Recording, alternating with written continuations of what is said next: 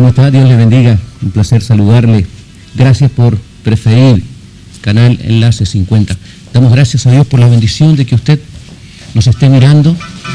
Queremos en esta oportunidad compartir un tema que sin duda esperamos le sea de bendición.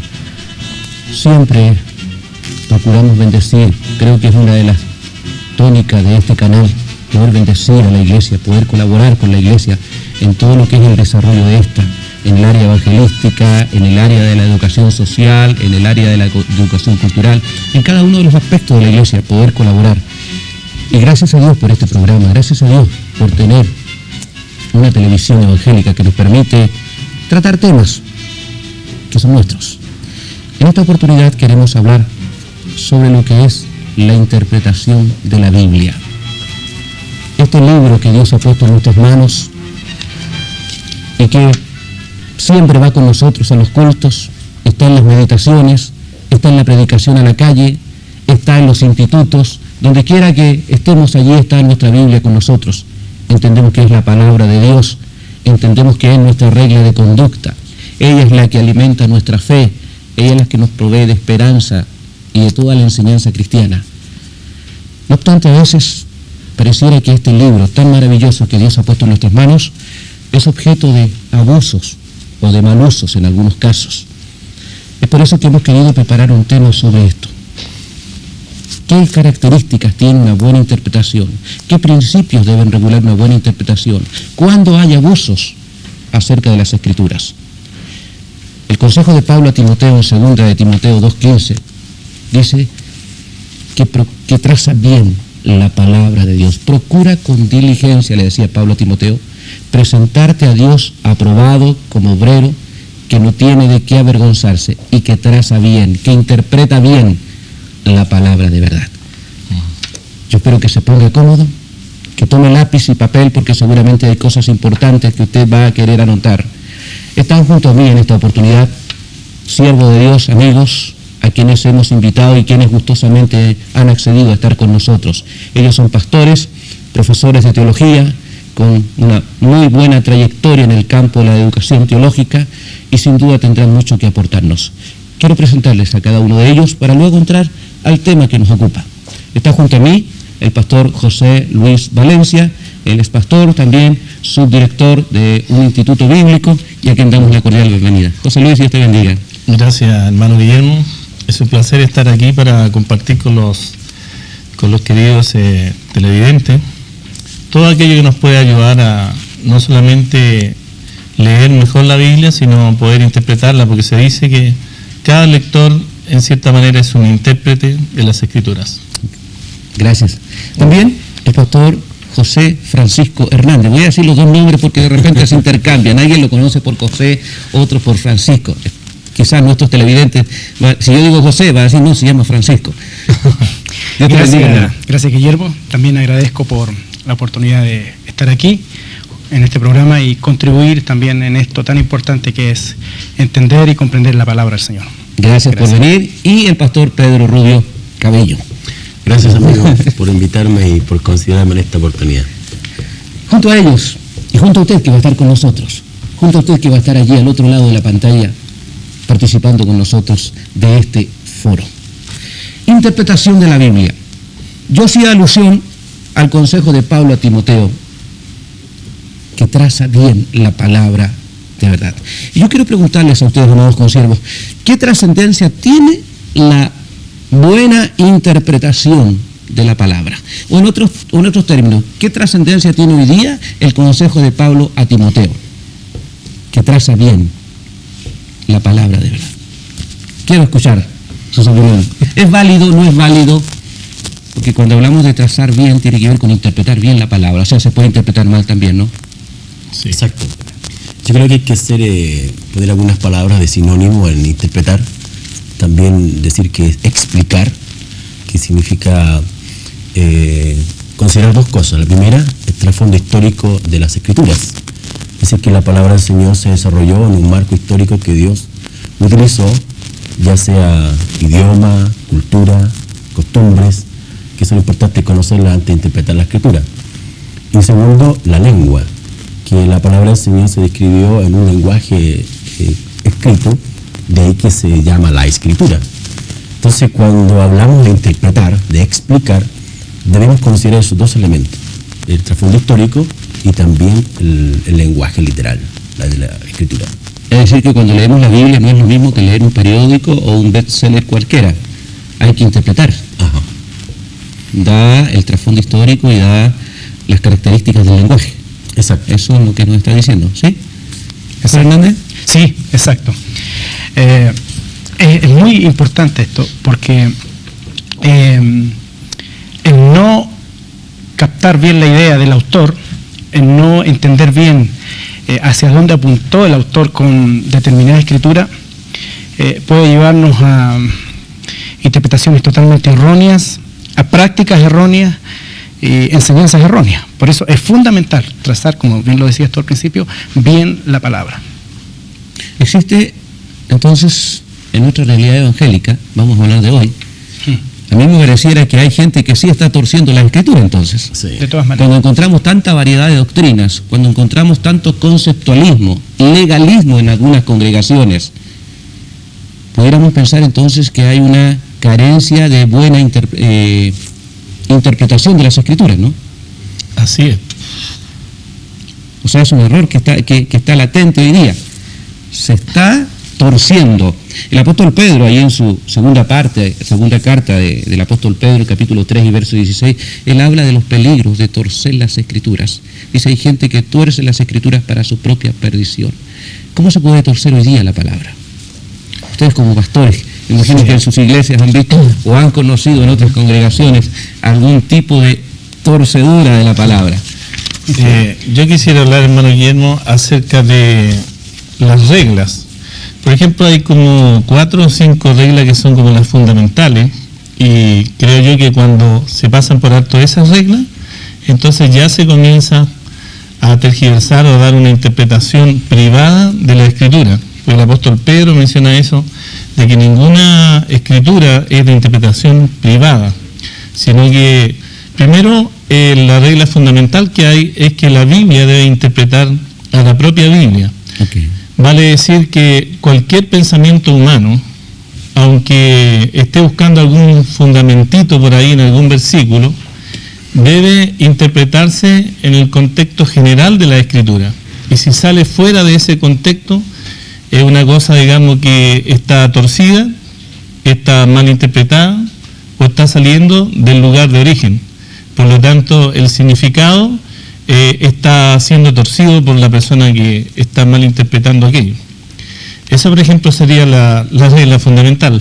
Voy a tomar un poquitito, sí. Me pueden interrumpir en esto, pero creo que esto incluso animo a los amigos que están allí en la pantalla, que puedan tomar un lápiz y un cuaderno y puedan escribir estas cosas que son fundamentales para que usted estudie bien y entienda bien la escritura. La primera regla, además de esta regla fundamental que la escritura interpreta las propias escrituras, la primera regla sería entender las palabras en el sentido original, ¿ya? En el tiempo que fue escrito. Y un poco lo que decía el pastor Pedro, el lenguaje. Claro, el lenguaje, porque resulta que nosotros mismos vemos en el castellano, en nuestro español, que hay palabras, por ejemplo, cuando yo era niño, hay palabras que el común de la gente no lo usaba porque eran palabras inadecuadas. Y hoy día hay algunas palabras, yo estuve 10 años fuera en Paraguay, cuando volví me asusté porque encontré que algunas palabras habían entrado al vocabulario habitual. Sin embargo, hace unos 15, 20 años atrás no tenían ese significado en nuestro propio lenguaje castellano, ¿ya? Yeah. Y si el lenguaje nuestro se modifica y se cambia, ¿cuánto más desde que se escribió, por ejemplo, los libros de Moisés hasta nuestros días, ¿no es cierto? Se entiende que la Biblia se escribió más o menos entre unos 1500 a 1600 años en diferencia, unos 40 escritores distintos, ¿no es cierto? Entonces, para poder entender el lenguaje hay que buscarlo en el sentido original en que se dijo. La segunda regla para los que están apuntando allí es entender el significado de las palabras dentro de la frase. O sea, no se puede sacar una palabra de su contexto. Por ejemplo, hay un salmo donde dice en una parte, Dios no existe. ¿no es cierto? Ujú. Entonces, si alguien saca esa parte solamente, va a llegar a la conclusión de que Dios no es real. Pero la frase entera dice el necio en su corazón, ¿ya? Que no hay Dios, que es igual que Dios no existe, ¿ya? Entonces, cuando se saca una palabra de la frase, entonces esa es una manera de interpretar mal. Voy a ir rápido con esto para que comentemos, porque esto es una conversación libre. La tercera regla sería, para los que están apuntando allí, se deben entender las palabras dentro de todo el contexto, ¿ya?, que rodea al texto que se está tomando. Entonces es importante, en este caso, la circunstancia en que se dijo. Por ejemplo, si lo dijo el apóstol Pablo en relación a qué cosa estaba ocurriendo, alguna de sus cartas, ¿ya?, y con qué motivo lo dijo. Entonces, cuando uno entiende ese contexto y lo que está alrededor del texto, entonces es más fácil interpretar. Hay una palabra que se usa mucho, Pedro, en los institutos bíblicos, que es un texto fuera de su contexto. Es un pretexto. Es un pretexto, justamente. Se lo saben de memoria porque es así. Hemos todavía metido en Por eso eso. uno lo aprende en el instituto, lo aprende en las iglesias locales. Pero se repite mucho eso. Se repite mucho. Sí. Yo lo he escuchado por lo menos mucho en los institutos. Sí. Entonces lo repetimos. Un texto fuera de su contexto Es un pretexto. Un ¿no? pretexto. Muy bien. Para que la anote también ahí. La cuarta regla sería observar los pasajes paralelos. Por ejemplo, cuando nosotros tomamos la mujer del perfume que derrama no solamente en la cabeza, sino también los pies de Jesús, cuando uno toma los tres evangelios que son Mateo, Marcos, y toma también San Juan el capítulo 10, vamos a encontrar que en estos tres se complementan. Hay detalles en uno y otro. Claro, hay cosas que no están en uno, pero están en el otro, ¿ya? Y por ejemplo, uno va descubriendo cosas como que aquella cena no era la casa de Marta y María y de Lázaro, aunque ellos estaban presentes, sino que era la casa de Simón el leproso, por ejemplo, ¿ya? Y hay otro pasaje que es de San Lucas, que es realmente que no corresponde a estos tres, que es distinto. Entonces, cuando uno toma los evangelios y realiza los paralelos correspondientes, uno se enriquece con esto. Pero cuando uno toma una sola parte y no ve las otras partes de esto, entonces se complica. Exacto. Es cuando Se queda con una imagen nada más. Claro, es como un diamante que tiene muchas caras, ¿no? Claro. Y uno ve la perfección de esto cuando examina todo el total. Y eso es lo que le da la riqueza a la escritura. Aunque si me permites añadir Sí, algo ahí, adelante. hay que entender que cada evangelio es una obra única y singular para diferentes tipos de receptores. Era como un caso eso. Por ejemplo, Mateo fue escrito para los judíos. Entonces, cada relato que Mateo, el evangelista, toma, él tiene un enfoque específico y ese enfoque específico es significado particular del evento. Por ejemplo, el caso de la tentación de Jesús, que en Marcos sale solamente un párrafo bastante sintético, pero el propósito ahí específicamente es orientar al judío con respecto a la tentación que Jesús enfrentó antes de iniciar su ministerio. Claro. Cosa que para el romano es muy distinto porque el romano tenía una vida muy diferente, pragmática, distinta a la del judío. Entonces, a veces lo que determina el significado de un pasaje paralelo es el enfoque que el autor o autógrafo Que la otra tiene. le entregó, Claro. le dio su significación. Me gustaría terminar un poco con esto y luego volver a lo que está tomando mi hermano Pedro, porque eso es una riqueza de la interpretación, ¿ya?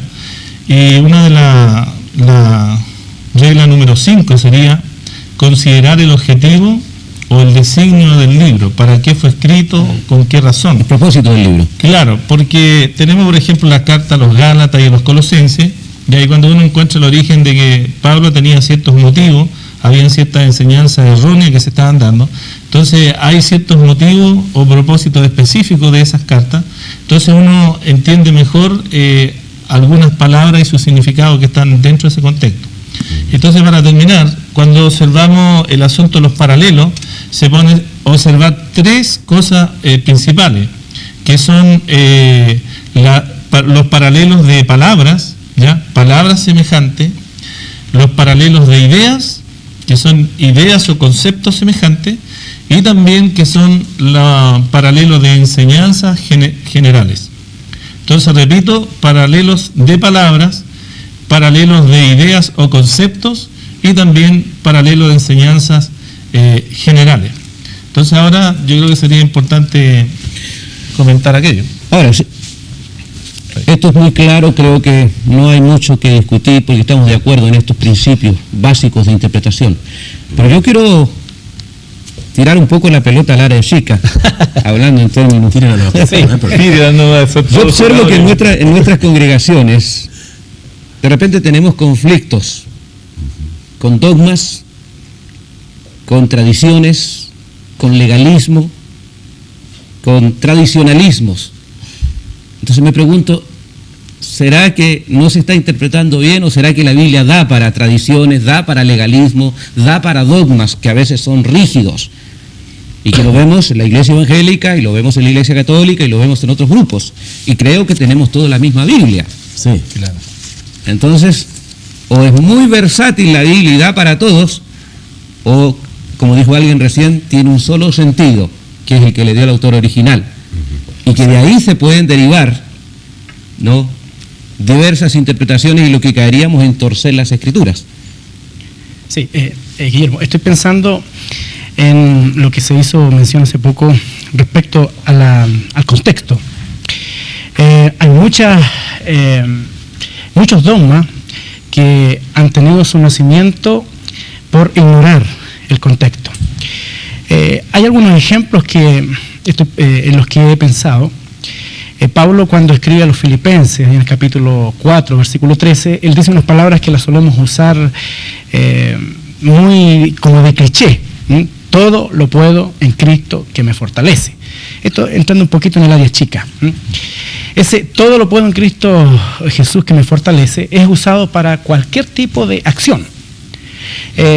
Voy a edificar una casa, no tengo recursos, pero todo lo puedo en Cristo que me fortalece. Voy a hacer esto, todo lo puedo, etcétera. No, se agarra de este versículo.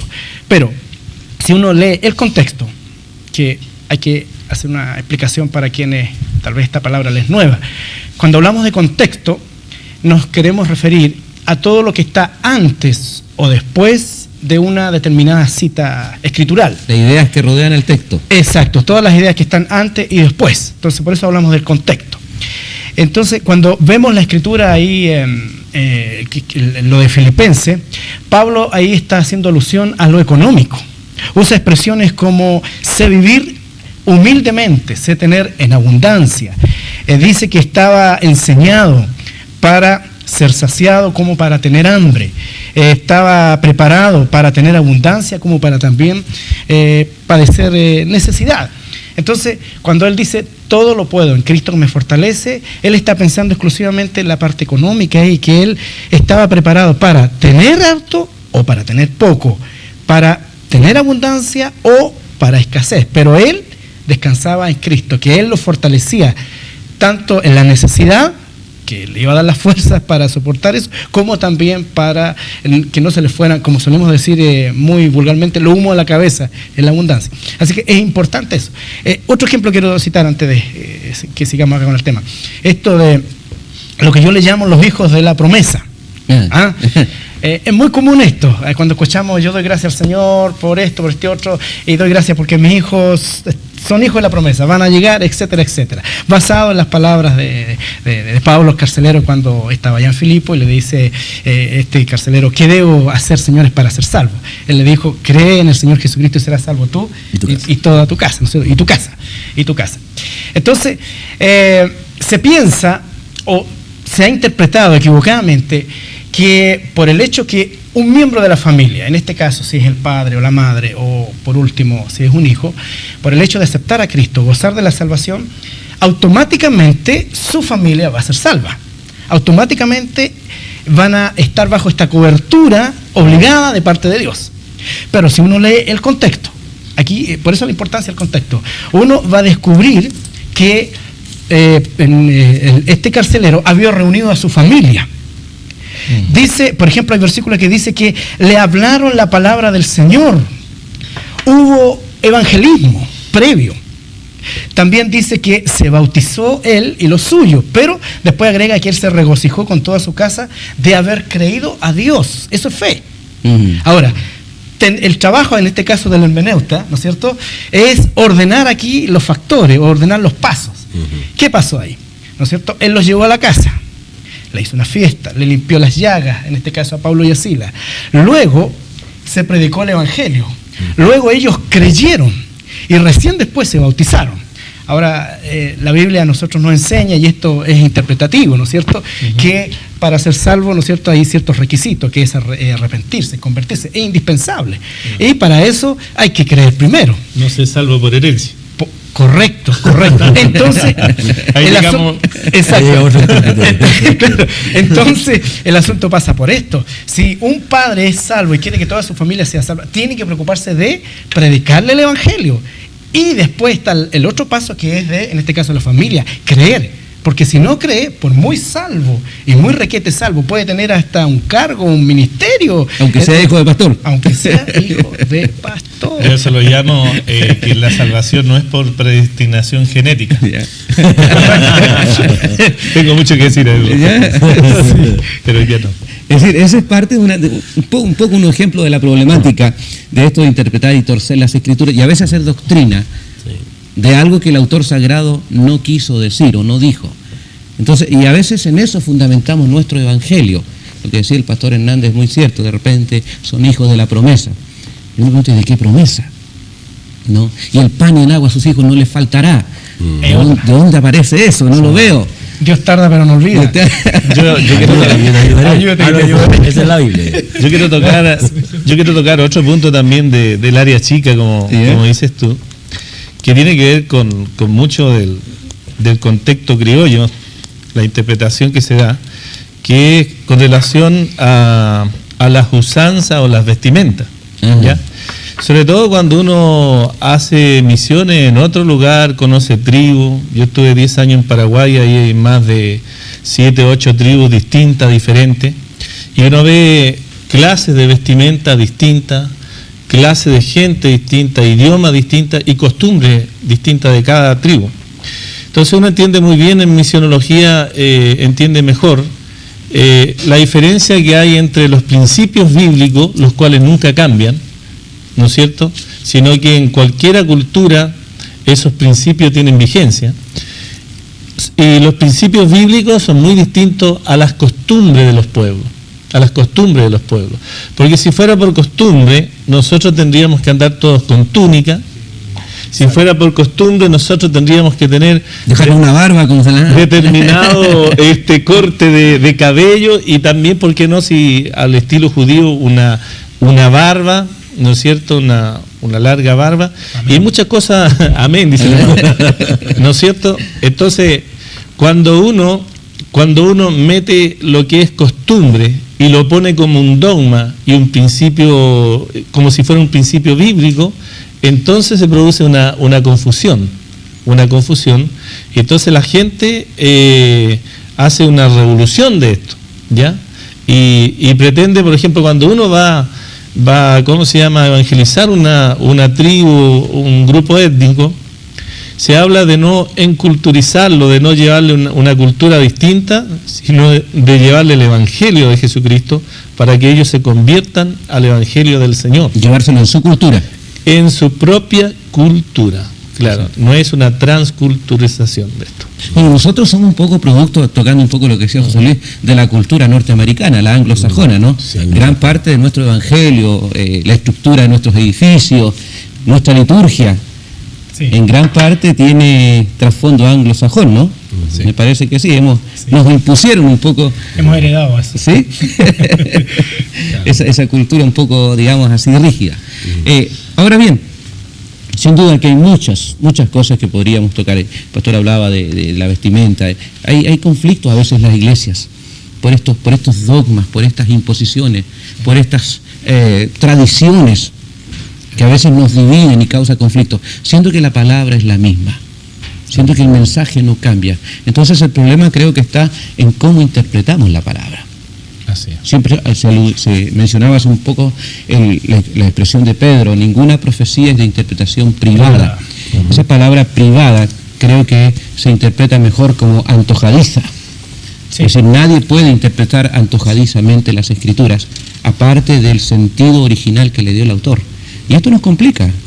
Nos complica porque de repente nos encontramos peleando, a veces iglesia con iglesias, el pastor con los hermanos con el pastor, porque cada uno se apoya en cierto texto bíblico Sí, sí. para defender su postulado. Que lo cree legítimo.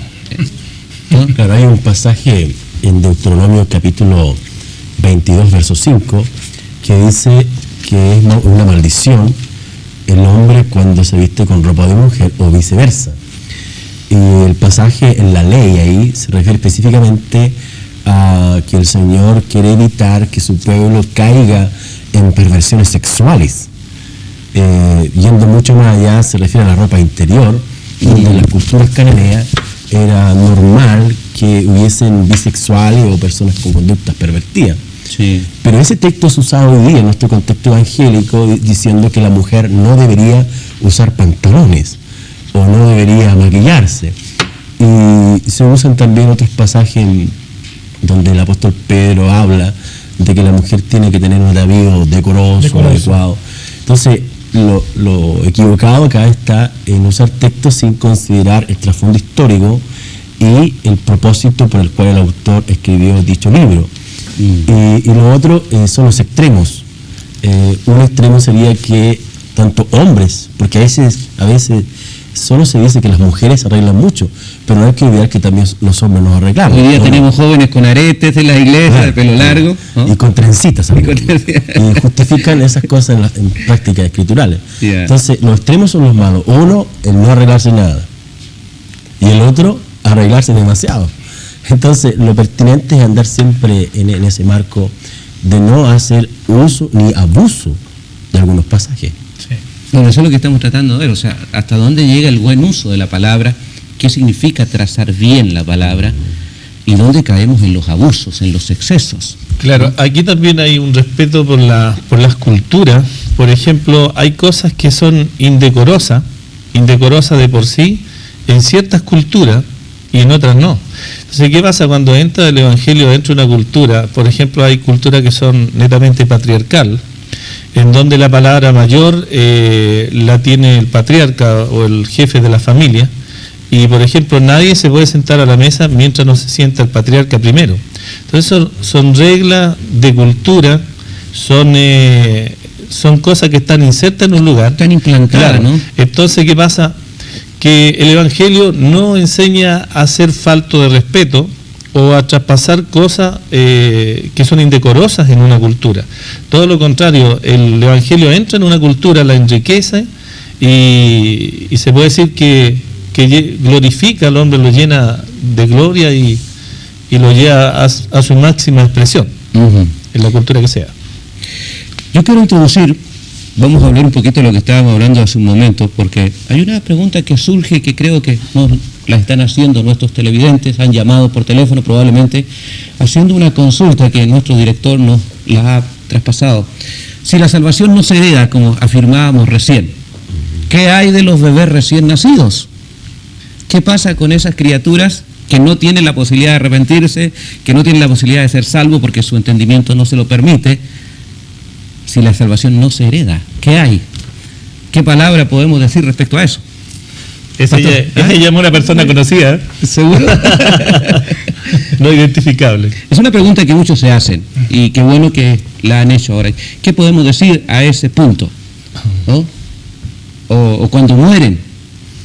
Cuando mueren mueren bebés. Cuando mueren bebés, ¿se van perdidos? Nacieron, estuvieron unos días, un tiempito acá y el Señor le plació llevárselo. Hay que identificar acá lo que tiene relación con la justicia de Dios.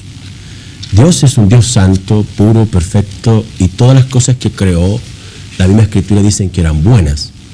Sin embargo, el hombre pecó por su propia voluntad y Dios determinó la muerte física, la muerte espiritual y consecuencia que uno observa en el capítulo 3 de Génesis. Ahora, cuando vemos en el Nuevo Testamento el Evangelio explicado por el apóstol Pablo de manera inspirada por el Espíritu Santo, en el capítulo 2 el apóstol Pablo habla cómo Dios juzga. Dice que juzga según la verdad, es decir, Dios juzga según la verdad. Segundo, Dios juzga según su justicia. Juzga, en tercer lugar, según las obras. 4, juzga según la conciencia. Y 5, juzga según el Evangelio. ¿Cuándo a alguien se le puede demandar condenación por medio del Evangelio? Cuando éste lo escuchó. Pero todos los niños, por ejemplo, niños que han sido abortados, que no han tenido una posibilidad de vida, personas que no tienen discernimiento sobre el bien y el mal. Hay muchos niños que hoy día son adultos y tienen problemas en ese campo de la vida biológica. Todos esos niños van a ser juzgados según la conciencia, y yo no observo a un Dios injusto condenando a niños. Yo creo que esos niños son salvos según el parámetro de Romanos capítulo 2. Bien, hay una cosa que llama la atención, especialmente en los evangelios. Bueno, en general en el Nuevo Testamento, cuando hay confrontación con respecto al pecado, cuando se plantea la necesidad de arrepentimiento, de conversión, no aparece el elemento niño ahí.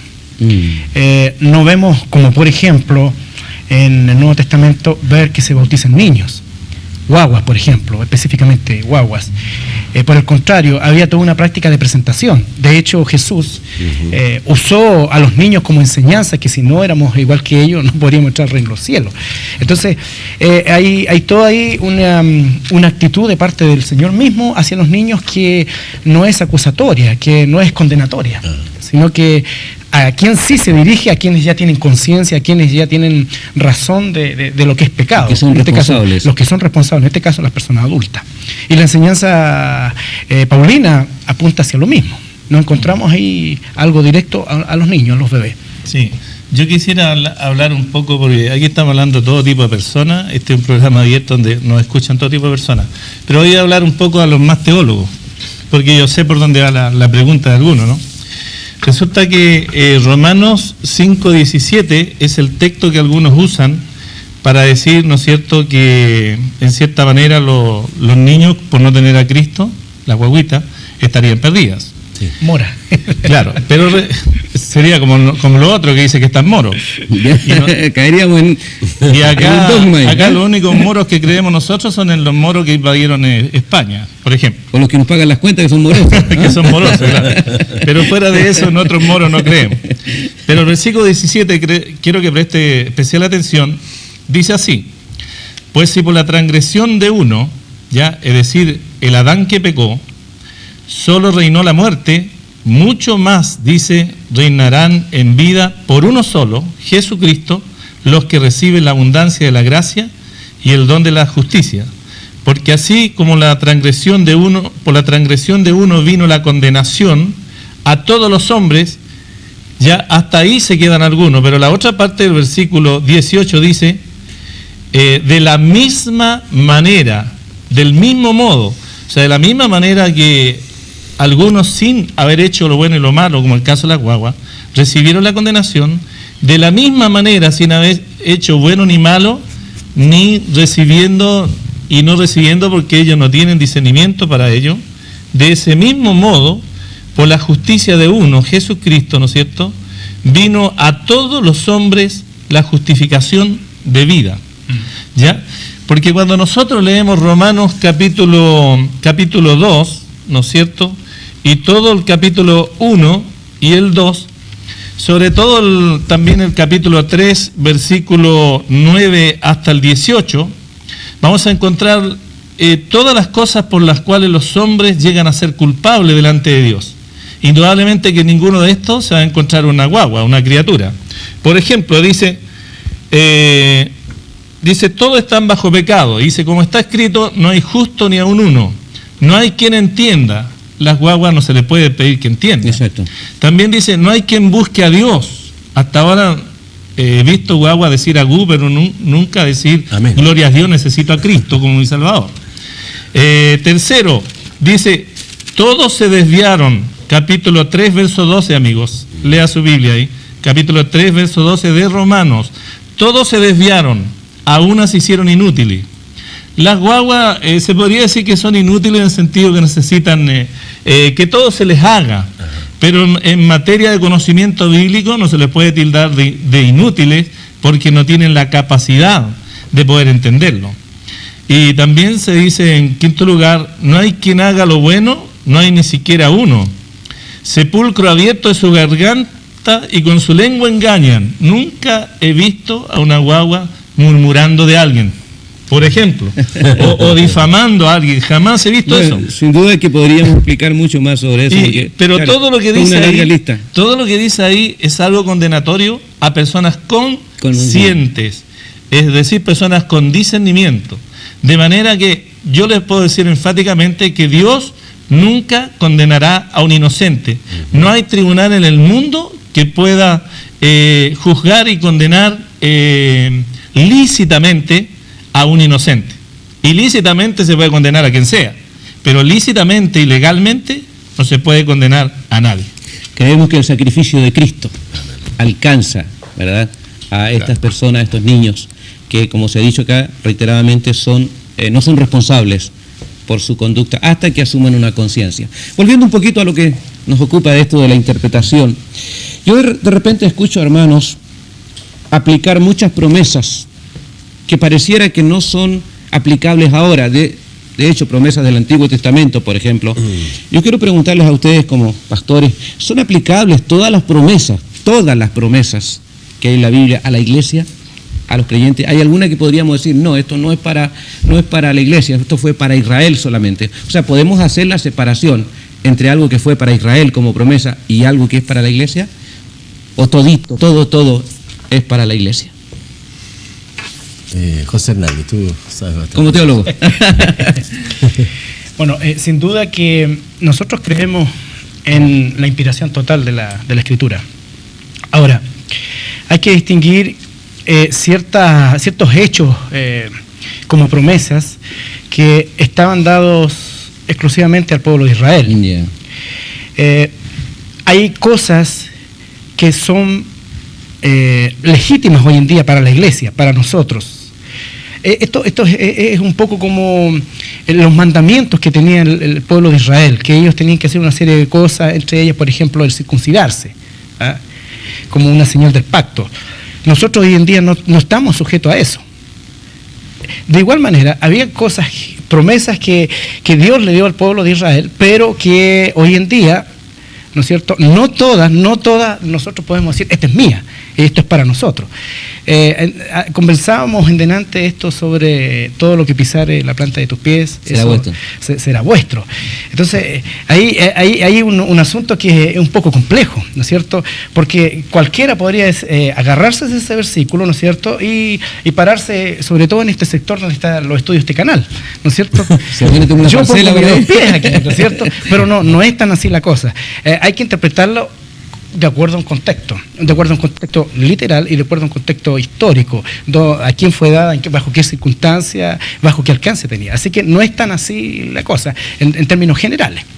Porque de repente hay ordenanzas y hay promesas junto con la ordenanza. Y una de las ordenanzas que encontramos es justamente lo de guardar ciertos días, por ejemplo. Hay división dentro del pueblo evangélico por guardar el sábado, no guardar el sábado. Entonces, si guardamos el sábado hay promesa de prosperidad y promesa de bendición, pero pareciera que nos echamos al bolsillo esa promesa y no la hacemos. ¿Es aplicable o no es aplicable? Y ahí hay un conflicto también teológico, ¿no? Claro. ¿Hay que guardar el día de reposo para tener bendiciones? Yo diría que Dios no solamente creó al hombre para que trabajara, sino que también para descansar. El descanso es una bendición del Señor, como también el levantarse todos los días lunes temprano para ir a trabajar. Gloria al Señor por el trabajo. Jesús dijo que así como Él trabajaba, su Padre también trabajaba. Ahora, el día sábado, de acuerdo al Antiguo Testamento, nominativamente y literalmente, era el pueblo en el cual, en este caso, Israel descansaba. Y ahí tenía que descansar físicamente, estar con la familia y también dedicarlo a la oración. Pero en el Nuevo Testamento encontramos que hay un principio hermenéutico. Es decir, cuando existen tensión, problema o diferencia entre el Antiguo Testamento y el Nuevo Testamento, debemos preferir la luz que nos entrega el Nuevo Testamento. Y con respecto al sábado, nos damos cuenta que Jesús dice que Él es Señor del sábado y que el día no fue hecho por causa netamente manual o instrumental, sino por causa del Señor. Y el Señor del sábado, dice Jesús, yo soy el Señor del sábado. Es decir, no es solamente que reposar físicamente, sino reposar en Jesús. Ahí está la correcta interpretación. La iglesia cristiana ha adoptado el día domingo como el día de descanso por razones de que Cristo resucitó el día domingo. Pero nosotros entendemos que Jesucristo no es solamente Señor de un día X, sino de todos los días, y cualquiera que esté cansado, hermenéuticamente y exegéticamente y explicativamente va a descansar en Jesucristo. Todos los días descansamos. Exacto. Bueno, no hay mayor inconveniente. Bueno, eso habría que enfatizarlo, que Jesucristo es nuestro reposo. Ajá. De hecho, por algo Él dijo, venid a mí todos los que están cansados y trabajados, porque yo les haré descansar. También dice que hallaremos descanso para nuestras almas. O sea, nuestro descanso no es un día, sino una persona. Es Una Jesús. persona. En esto, en caso Jesucristo. Son cositas que vamos conversando y esperamos que a ustedes les sean de provecho. Probablemente no va a estar de acuerdo con nuestros panelistas y con nosotros en muchas cosas. Hay diversidad de opiniones, pero el espíritu es el mismo. Los unos mismos sentir, el mismo espíritu, ser edificados. Una pregunta más que yo tengo, porque ya el tiempo nos va pillando. Por muchos años he sido pentecostal, igual que todos ustedes, ¿no? Generalmente los pentecostales como nos caracterizamos por ser más efusivos, más entusiastas. Y de repente veo la Biblia por ahí abierta en el Salmo 91 en una casa. Y pregunto, ¿para qué la tiene abierta? Bueno, me dice, para que no nos toque ningún espíritu inmundo, ¿no? Entonces, que cuando vamos a hacer algo tenemos que ir con nuestra Biblia porque eso nos asegura. Hay un elemento fetichista ahí. ¿Hasta qué punto podemos mal usar o bien usar la Biblia haciendo uso más allá de lo que sería lo escritural? ¿Se nos permite usar la Biblia como un elemento de defensa en ese sentido? Yo creo que aquí se da este asunto de superstición. Yeah. Yo creo que inconscientemente algunos cristianos caen en lo que podría denominarse la superstición cristiana, entre comillas. El diccionario nuestro de habla castellana define la superstición como una creencia extraña a la fe religiosa y contraria a la razón. Quiero mencionar algunos ejemplos. Tenemos el caso de la Biblia abierta en el pasaje favorito.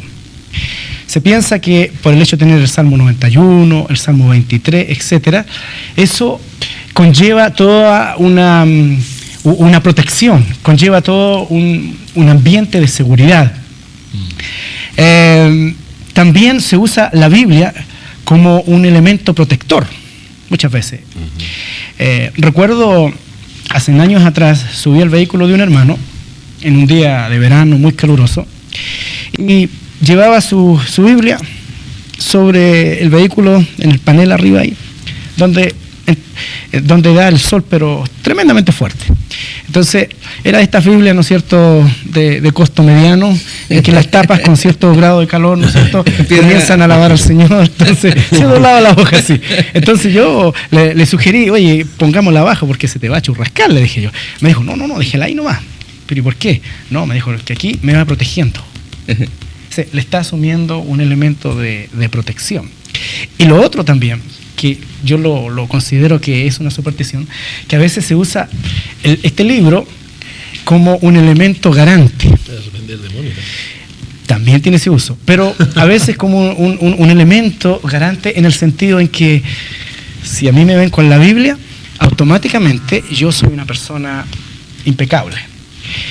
De hecho, me tocó ver en más de alguna oportunidad a ciertas personas que llegaron ante el estrado de un juez en un tribunal del crimen, donde iban a declarar, custodiados obviamente por uno y otro lado, y llevaban una Biblia.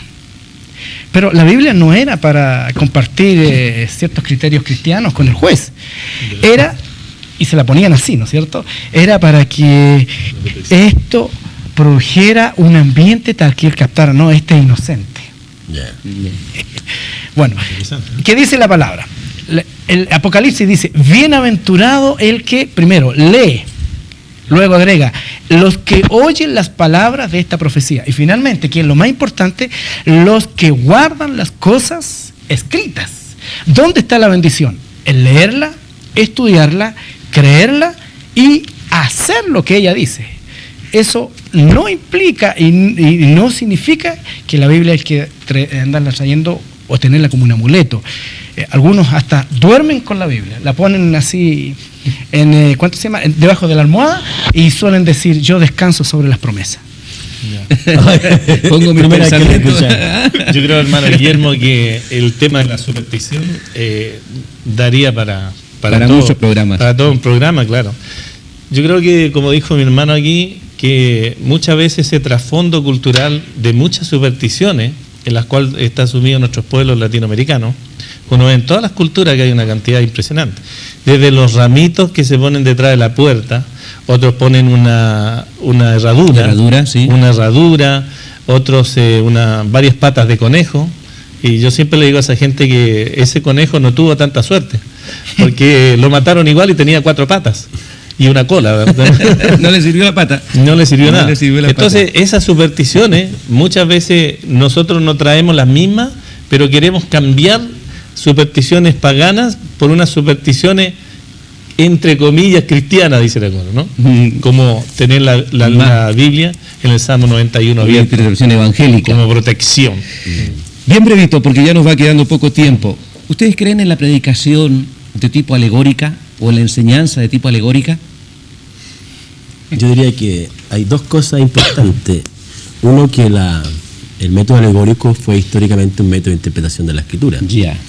El método alegórico era usado por los griegos para buscar el significado oculto o detrás del texto.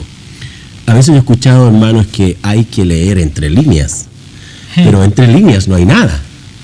Cuando uno habla de interpretación bíblica, tiene que sujetar su mente y su lectura a la gramática del texto, como lo hemos dicho en forma reiterada. Okay. Ahora, otra cosa es la alegorización Ya. o la alegoría, porque la alegorización se entiende cuando uno le da un significado al texto que éste nunca ha tenido. Significado espiritual, ¿no? Claro, Ya. abstracto. Y hay que decir que un texto tiene una sola interpretación y nunca un texto significa lo que nunca significó. Ese para otro tema también. Sí. Buenas deducciones filosóficas. Sí, un poco. Eso lo dijo un sabio en hermenéutica. Entonces, la alegoría es una suma o una adición de metáforas. Y una metáfora es una comparación de un elemento conocido con uno desconocido.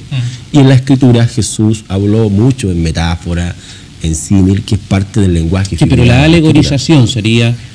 La alegorización sería lo nocivo, lo dañino. Por ejemplo, alegorización, un ejemplo por citarlo, cuando dice ahí personas que justifican la ignorancia, dice, la letra mata. No estudie. No estudie, no vaya a los institutos porque los seminarios son cementerios del diablo. Wow, y nos dice, y esto lo ha dicho un gran predicador que estuvo hace poco acá. Y hermano, yo creo que uno como maestro, como ministro del Señor, tiene que tener mucho cuidado con lo que dice, porque la madurez en el uso de la lengua es muy importante. Hay que tener madurez en la lengua. Hay que tener madurez y cuidado con lo que uno dice. Entonces la gente dice, y muchos hermanos dicen, pero es que lo dijo tal predicador. Y como ese pastor es famoso, internacional, conocido, pero la que es inspirada es la Escritura, no el predicador ni a veces el maestro. Por lo tanto, la alegorización o el método alegórico fue descartado históricamente como método de interpretación de la Escritura. Entonces el método alegórico no es bueno, no ayuda con la verdad, no ayuda con la correcta interpretación, ¿no? Causa daño porque le roba el sentido original a nuestro texto.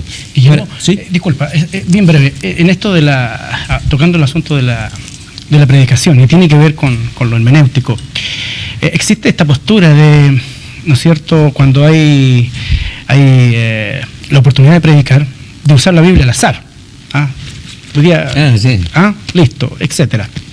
Y descansan en las palabras que Jesús dijera, que no se preocuparan por lo que tenían que hablar ni decir, sino que el Espíritu Santo pondría palabras. ¿no es cierto? Pero si uno estudia, y vuelvo a lo importante del contexto, ¿ah? Si uno estudia el contexto, ahí Jesús hizo alusión solamente a aquellas ocasiones en que sus discípulos, sus seguidores, iban a tener que comparecer ante las autoridades, ante las autoridades que iban a demandar de ellos por diferentes por asuntos religiosos. Ahí, en persecuciones. Sí. Correcto, ahí era cuando ellos tenían que no preocuparse de eso, pero para el que le toca predicar, tiene que escudriñar, estudiar, orar, etcétera. No es llegar y así al azar, no es tan automática la cosa. Amados televidentes, ha sido hermoso poder compartir. Sin duda, ¿no?, el tiempo nos daría para mucho más conversar sobre este tema. Hemos querido conversar pensando en edificar, pensando en compartir opiniones que nos lleven a una edificación en torno a las Escrituras. Tenemos la palabra profética más segura. Tenemos la palabra que edifica, que consuela. Y el consejo de Pablo a Timoteo, ¿verdad? Procura con diligencia presentarte a Dios aprobado como obrero que no tiene de qué avergonzarse y que traza bien, que interpreta bien la palabra de verdad. Es una exhortación pertinente hoy día.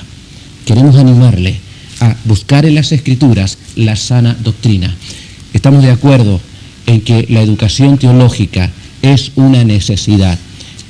Ellos, cada uno, son profesores de instituto bíblico y no nos da el tiempo para hablar sobre la necesidad o la importancia que tienen los institutos bíblicos, los seminarios, pero queremos alentarles a prepararse, a estudiar, ¿no?, a estudiar las Escrituras, porque eso va a depender que la iglesia cristiana, la iglesia evangélica, crezca y salga de muchas ignorancias.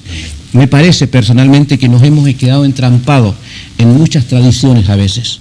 Hay iglesias que están enredadas en tradiciones, en legalismos, en costumbrismos, en dogmas. Creo que no es la voluntad de Dios. La voluntad de Dios es que crezcamos en el conocimiento de la palabra de Dios. Y este programa ha pretendido aportar ideas. Nuestros pastores han hablado acerca de la necesidad de interpretar bien la palabra del Señor.